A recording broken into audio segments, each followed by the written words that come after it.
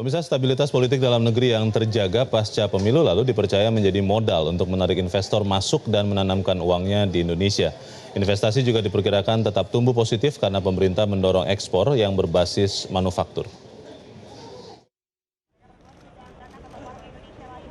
Kepastian politik dalam negeri dipercaya dapat mendorong pertumbuhan investasi.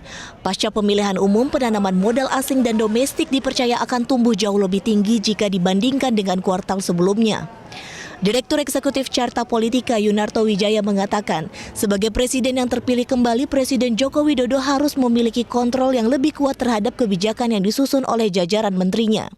Hal ini untuk memastikan keberlangsungan kebijakan yang berkelanjutan di periode berikutnya. Kontrol dari presiden sebagai kepala pemerintahan, dalam konteks ini Jokowi kebetulan terpilih lagi, itu harus lebih kuat terhadap menteri-menteri yang mungkin sebagian diantaranya akan pensiun 3 bulan berikut dari sekarang.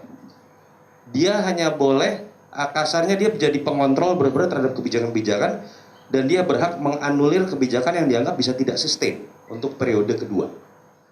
Selain itu, pemerintah saat ini juga mulai mengalihkan fokus ekspor berbasis komoditas menjadi ekspor berbasis manufaktur. Presiden Direktur Sukor Asset Management, Jamie Paul Wawo Intana meyakini kebijakan ini dapat mendorong aliran modal baru baik dari luar negeri maupun dalam negeri.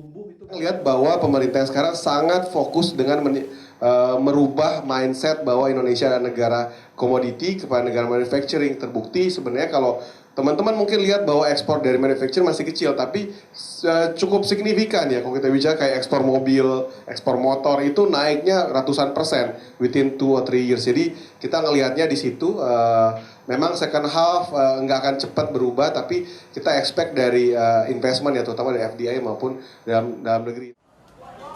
Saat ini Indonesia mampu menjaga momentum pertumbuhan ekonomi di tengah perlambatan ekonomi global.